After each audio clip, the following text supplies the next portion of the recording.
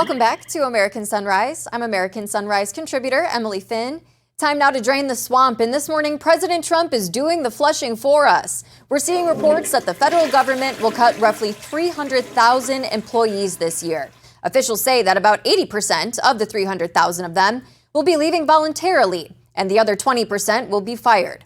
The federal government is a little less than 2% of the total civilian workforce in this country. For more, let's bring in Terrence and Brian Glenn. You know, Brian, you're there in D.C. I can imagine you're seeing some evidence of these job cuts already. Yeah, just across the street from my apartment is a massive building. I don't know what it used to be about a year ago. It's closed down. There's no one there. I think it's interesting how the media reacts negatively when employees are being fired, but when we had such a financial crisis and companies were laying off employees, I didn't hear anybody complaining about, tech salesmen or medical salesmen getting laid off from their jobs.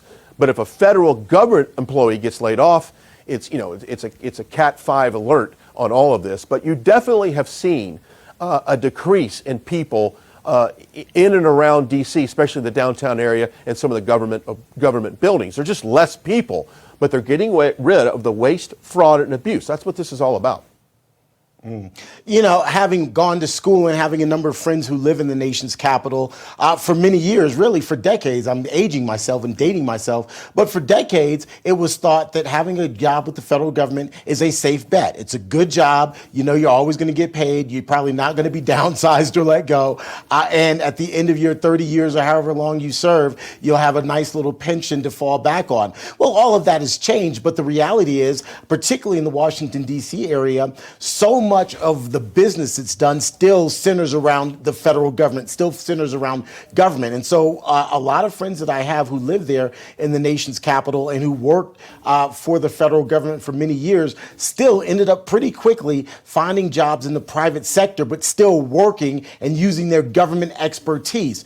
And so while it was, yes, a shock to the system, Brian, I suspect that you're also seeing that many of those employees that took the early buyouts, that were let go, whatever, have probably found jobs in the private sector, but still in government adjacent, maybe I just made up that term, but in government adjacent sorts of industries or capacities. You're absolutely right. And I'll use this as another example. When you talk about cutting defense spending, a lot of people will say, well, Brian, in my district, we have a company that manufactures XYZ for the military industry. And what are you going to do if they lose their job? Well, they're going to go to another emerging industry and get probably a better paying job. So there's always jobs out there for people. And that's a great example that you brought up. But we've gotten to the point where our government is so big, it's so bloated, we've never trimmed back through decades. We've just gotten bigger. I saw something the other day that the Federal Reserve had a ridiculously amount of employees under their umbrella. It was something like 80,000 or something ridiculous. The Federal Reserve. And that's just one example. So I think there's going to be some growing pains. Everyone's going to be disgruntled. But just as you brought up, people will land in a probably a better place.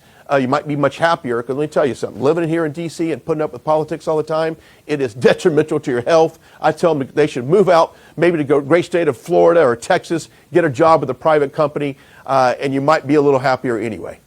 Well, I can confirm that the great state of Florida is a beautiful, awesome place to live there, Brian. But Terrence, I think you do bring up a really good point. The federal government, right, always seemed like a safe place. You weren't going to get fired up until you had to name 5 things that you did at work last week. So I think this is a huge response to DOJ's efforts. And I, as a taxpayer, am happy that these 300,000 people were able to be eliminated. And those funds are probably going to go to things that are much more helpful, because I think our government's working just the same. I don't know about you guys, but nothing has changed for me. Yeah, I can't say that I've seen a difference. Then again, I think probably for most Americans, the most direct interaction that you have with the government is the IRS. And I'm not going to lie, I try to stay as far away from them and not even mention them as possible. So I can't say that I've necessarily seen a direct impact, even though I was talking to a buddy. I get a lot of information, I guess, from my friends, who was saying that typically by now he would have already had his tax refund check and he hadn't received it yet. So I guess it goes to reason, stands to reason that maybe that's because of certain cutbacks and because of more work. But in the greater scheme of things, I'm not so sure many Americans have necessarily seen a huge difference in quality of life and services based on some of the cuts.